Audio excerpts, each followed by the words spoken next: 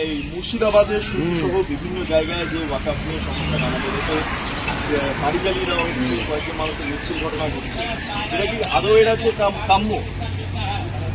গুলিবিদ্ধ হয়েছে।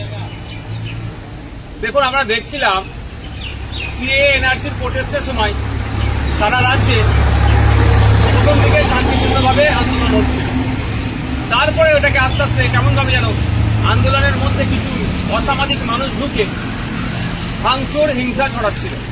মুর্শিদাবাদে ট্রেনে আগুন লাগিয়ে দিচ্ছিল লুঙ্গি পরে, মাথায় টুপি দিয়ে।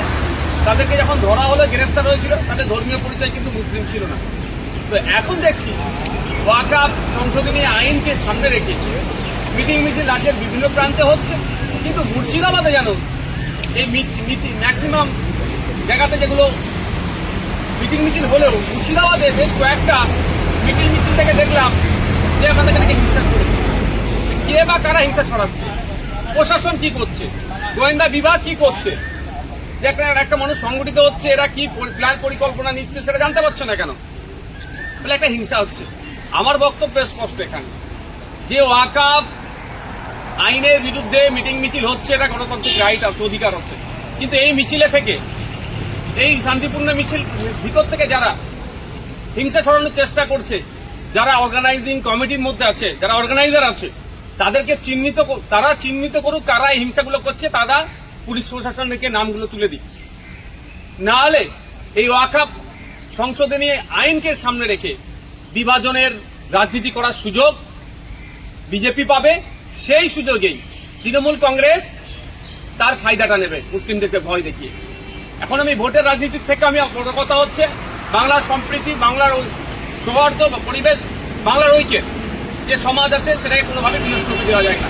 আমার অনুরোধ একটাই, যে ওয়াকাফ সংশোধনী আইনটা শুধু মুসলিম সম্প্রদায়কে আঘাত করছে না, এটা সংবিধানকে আঘাত করছে।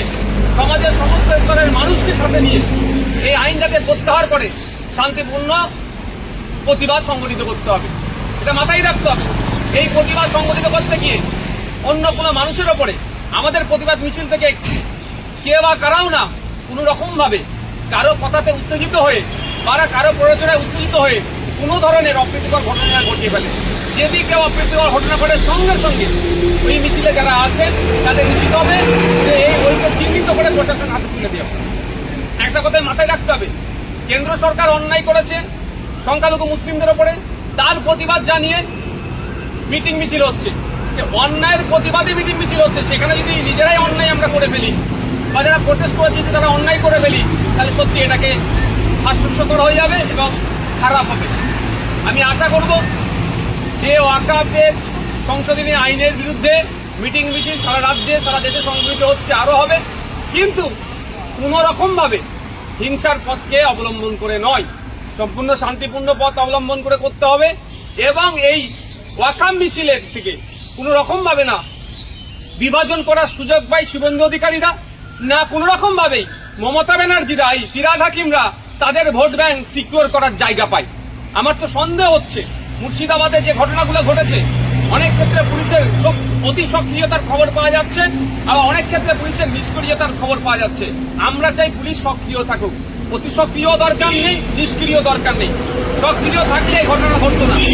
আমার সন্দেহ হচ্ছে রাজ্যে যেভাবে যোগ্য অযোগ্য বিজাতীকরণ করতে না পারার জন্য 26,000 মতো প্রায় চাকরি বাতিল হয়েছে। রাজ্যের যিনি সরকারের প্রধান আছে, শিক্ষা দপ্তরের মন্ত্রী আছেন বা এসএসসি বা পর্ষদ জবাব ঠিকঠাক দিতে পারছে না, মানুষের মধ্যে ক্ষোভের সঞ্চার হচ্ছে। এই ক্ষোভটাকে হয়তো এই অ্যাঙ্গেলটাকে যদি ঘুরিয়ে দেওয়া যায়, সাবজেক্ট থেকে অবজেক্টে মানুষ চর্চা করবে, ধর্ম নিয়ে তখন কথা হবে, এটাও কোনো সুরসুরি থাকতে পারে। আবার একটা রাজ্যে আমাদের এক দল আছে, প্রধান বিরোধী দল রাজ্যের, তারা সব সময় মেরুকরণের রাজনীতি করতে তারা সিদ্ধহস্ত, মেরুকরণ করে তারা ক্ষমতায় আসতে চাইছে। তাদের সংগঠন থেকে শুরু করে কোনো কিছুই আর খুঁজে পাওয়া যাচ্ছে না, শুধু এখন ধর্মের ওপরে তাদের রাজনীতি করতে হবে। এটাও হতে পারে যে এই হিংসার মধ্যে তারা হয়তো বকলমে মদত দিচ্ছে, সেই জন্য তদন্ত সাপেক্ষ, তদন্ত করে সত্য উদ্ঘাটিত। শুধুমাত্র মন্দির ভেঙে দিচ্ছে, মসজিদ ভেঙে দিচ্ছে করে চিৎকার করলে হবে না।